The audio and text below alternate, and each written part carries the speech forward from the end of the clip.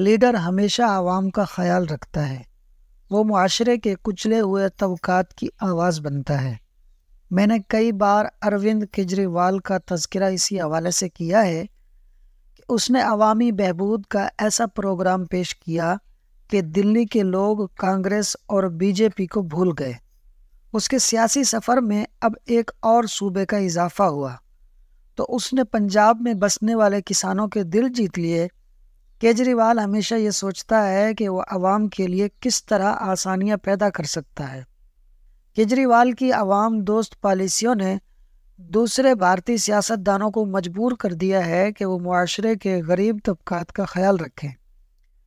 وہ نریندر مودی جو پہلے امبانی جیسے کاروباری افراد کو خوش رکھنے کی روش اپنائے رکھتا تھا، اب وہ آئندہ الیکشن سے پہلے نہ صرف غریب طبقات کو سہولتیں دے رہا ہے بلکہ ان کے گلی محلوں میں بھی جا رہا ہے۔ پچھلے دنوں مودی جی کا ایک ویڈیو کلپ دیکھنے کا اتفاق ہوا۔ مودی ایک عام سے محلے میں 2-3 مرلے کے ایک گھر میں جاتے ہیں، اس خاندان کے افراد سے گپ شپ لگاتے ہیں۔ مودی کے پوچھنے پر اہل خانہ بتاتے ہیں کہ پہلے وہ ایک جھونپڑی میں رہتے تھے، اب انہیں مکان مل گیا ہے۔ حکومت کی طرف سے صرف مکان ہی نہیں ملا، بجلی بھی دی جاتی ہے۔ گیس اور پانی کے علاوہ سستے داموں راشن بھی مہیا کیا جاتا ہے۔ اس چھوٹے سے گھر میں مودی چائے کی فرمائش کرتا ہے۔ چائے آتی ہے تو چائے سے متعلق سوال کرتا ہے اور پھر گھر والوں سے کہتا ہے کہ میں چائے والا ہوں، چائے کو بہت خوب سمجھتا ہوں۔ مودی کا یہ جملہ دراصل اس کی عاجزی کی گواہی دے رہا ہے کہ وہ اپنی اوقات نہیں بھولا۔ مگر ہمارے ہاں وہ لوگ لیڈر بن گئے جن کی پرانی تصویریں ان کی غربت کی گواہی دیتی ہیں، مگر اب وہ بڑے محلات میں رہتے ہیں۔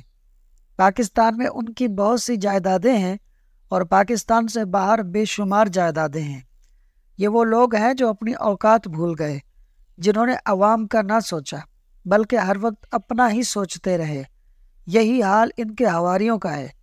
اسی لیے پاکستان میں چند لوگ امیر سے امیر تر ہو گئے اور بہت سے لوگ غریب سے غریب تر ہو گئے۔ ذاتی مفادات کے گرد گھومنے والے اقتدار کے پہیے نے ایسا کمال دکھایا کہ پاکستان کی آدھی آبادی غربت کی عالمی لکیر سے نیچے چلی گئی۔ اقتدار پر براجمان رہنے والے لوگ اپنے علاج کے لیے تو لندن چلے جاتے ہیں، مگر پاکستانی عوام کی انہیں کوئی فکر نہیں۔ صحت کے شعبے میں پاکستان کے ایک انقلابی رہنما نے صحت کارڈ جاری کر کے پاکستان میں غریب اور متوسط طبقے کے لوگوں کے دل جیت لیے۔ قیدی نمبر 804 اس قدر عوامی ہے کہ وہ پاکستان کا قومی لباس پہنتا ہے، وہ اپنی قومی زبان بولتا ہے۔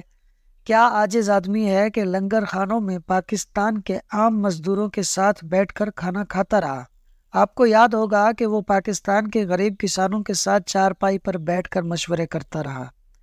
وہ 2 بار شدید زخمی ہوا مگر علاج کے لیے بیرون ملک نہ گیا۔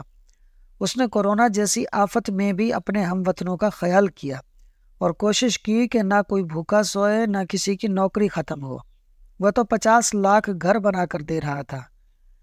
گھروں کے شاندار منصوبے پر کام جاری تھا کہ اسے راستے سے ہٹا دیا گیا۔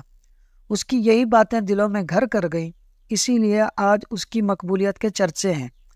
وہ پاکستان ہی میں نہیں بیرونی دنیا میں بھی بہت مقبول ہے۔ تازہ ثبوت دی اکانومسٹ میں چھپنے والا ایک مضمون ہے۔ ابھی اس کے مخالفین پر سکتہ طاری ہے کہ دنیا کے ایک بڑے ٹی وی نے اس پر ایک پوری ڈاکومنٹری چلا دی ہے۔ سچ یہ ہے کہ وہ اپنے سیاسی مخالفین کو چاروں شانے چت کر چکا ہے۔ وہ سب دھول چاٹ رہے ہیں اور وہ جیل میں رہ کر بھی عوامی انقلاب کی علامت بن چکا ہے۔ پاکستان کے حالات دیکھ کر حضرت علی سے منسوب 2 اقوال شدت سے یاد آتے ہیں۔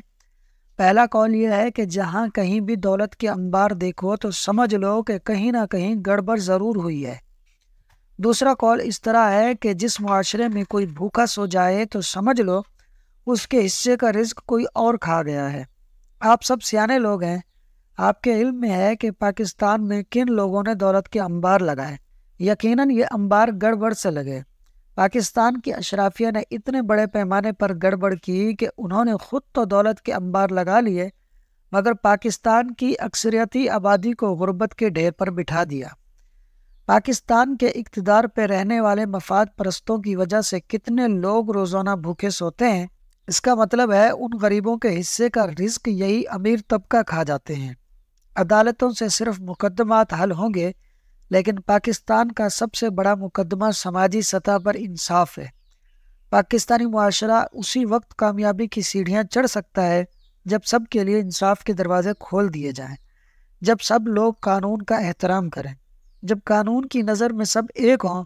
جب انصاف ہوگا تو پھر کوئی دولت کے انبار نہیں لگا سکے گا، پھر کسی کے حصے کا رزق کوئی اور نہیں کھا سکے گا۔